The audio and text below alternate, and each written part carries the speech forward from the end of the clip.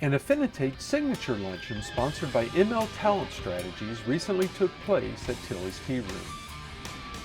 These area business leaders learned more about each other as they discussed their passions and the advice they would give their younger selves. Here are a few video highlights. And sacrificed a lot of my family early on so that I could have that security. So if I could tell myself something earlier, I would say you shouldn't work that hard. You should have gone out on your own about probably 4 years earlier than what I did. But it was that fear of security. It was a fear of, not knowing how to do something. It was a fear of not knowing how to recover if I did.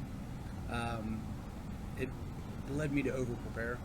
And so I think if I were to tell myself again, don't be afraid of taking chances. I think when I boil it all down, I assumed those things would end up making me more happy.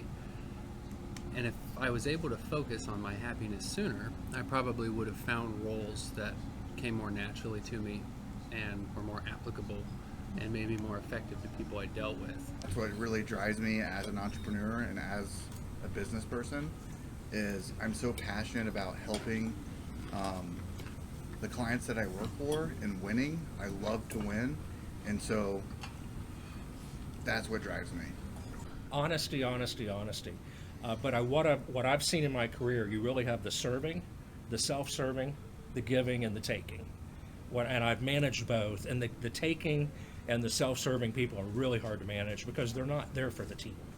They're there for themselves.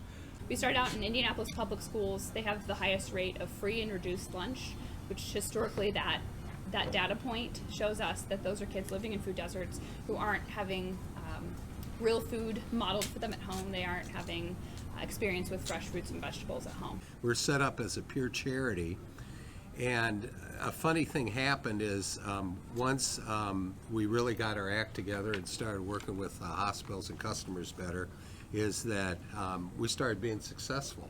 I want to be able to give families a chance to do the things they want to do, and to keep that past, but live in the present and then plan for the future. And that future is also a future without us. So it doesn't mean just what am I going to do in the future, but what's your family going to do in the future? So it got to the point where I knew everything about everyone. People became my regulars, and all of a sudden I had an aha moment.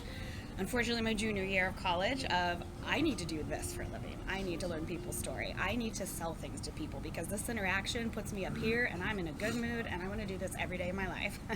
They celebrate and love their epic failures. They love it because they learn so much from it. They refine from it. They get the most laughter out of some of those things. And then when we see them on Netflix with their big production, it's have worked it out in these smaller settings over 100 times. So I would risk way more. I would fail way more often sooner.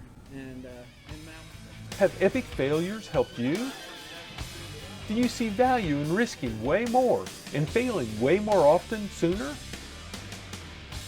Add a comment below or send me a message to share your thoughts.